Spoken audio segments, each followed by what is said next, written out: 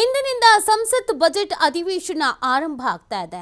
ನಾಳೆ ನಿರ್ಮಲಾ ಸೀತಾರಾಮನ್ರಿಂದ ಬಜೆಟ್ ಮಂಡನೆಯನ್ನ ಮಾಡಲಾಗುತ್ತೆ. ಸತತವಾಗಿ 8ನೇ ಬಾರಿಗೆ ಬಜೆಟ್ ಅನ್ನ ಮಂಡಿಸ್ತಾ ಇದ್ದಾರೆ ನಿರ್ಮಲಾ. ಸಾಕಷ್ಟು ನಿರೀಕ್ಷೆಗಳಂತೂ ಇದೆ.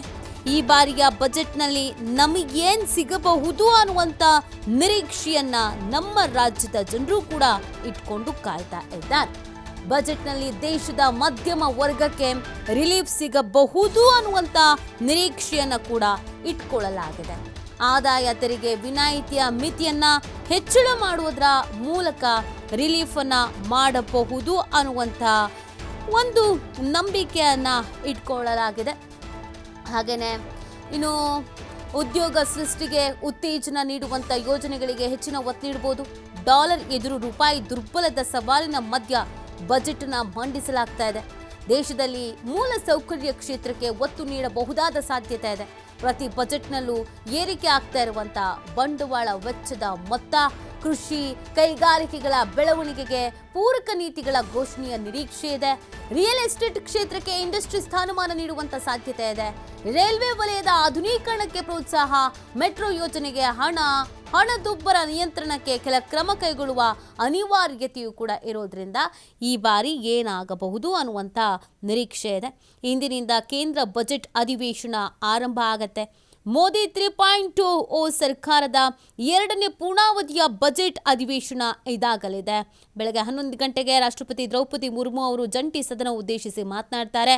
ನಾಳೆ ಹಣಕಾಸು ಸಚಿವೆ ನಿರ್ಮಲಾ ಸೀತಾರಾಮನ್ ಅವರು ಕೇಂದ್ರ ಬಜೆಟ್ ಮಂಡನೆಯನ್ನ ಮಾಡಲಿದ್ದಾರೆ.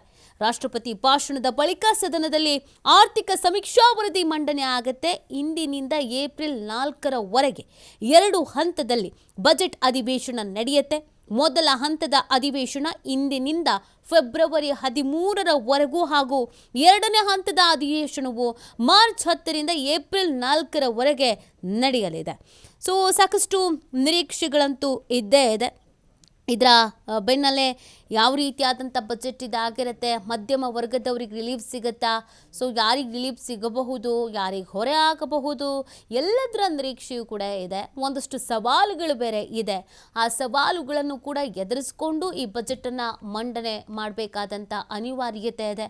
ಯಾಕಂದರೆ ಹಣದುಬ್ಬರದ ನಿಯಂತ್ರಣಕ್ಕೆ ಇಲ್ಲಿ ಕಡಿವಾಣವನ್ನು ಹಾಕಬೇಕಾಗತ್ತೆ. ಅದರ ಜೊತೆಗೆ ಈ ಬಂಡವಾಳ ವೆಚ್ಚದ ಮೊತ್ತ ಇವುಗಳೆಲ್ಲದ್ರ ಬಗ್ಗೆಯೂ ಕೂಡ ನೋಡಬೇಕಾಗತ್ತೆ. ಪ್ರತಿ ಬಜೆಟ್ನಲ್ಲೂ ಕೂಡ ಏರಿಕೆ ಆಗ್ತಾನೇ ಇದೆ. ಸೊ ಹಾಗಾಗಿ ಸಹಜವಾಗಿ ಒಂದಷ್ಟು ನಿರೀಕ್ಷೆಗಳಂತೂ ಇದೆ. ಒಂದಷ್ಟು ಯೋಜನೆಗಳಿಗೆ ಅನುದಾನಗಳ ಬಿಡುಗಡೆ ಆಗುವಂಥ ನಿರೀಕ್ಷೆಯನ್ನು ಕೂಡ ಇಟ್ಕೊಳ್ಳಲಾಗಿದೆ. ಉದ್ಯೋಗ ಸೃಷ್ಟಿಗೆ ಉತ್ತೇಜನ ನೀಡುವಂಥ ಯೋಜನೆಗಳಿಗೆ ಹೆಚ್ಚಿನ ಒತ್ತು ನೀಡಬೇಕು ಅನ್ನುವಂಥ ಆಕಾಂಕ್ಷೆಯೂ ಇದೆ. ಅದರ ಜೊತೆಗೆ ಒತ್ತಡವೂ ಕೂಡ ಇದೆ.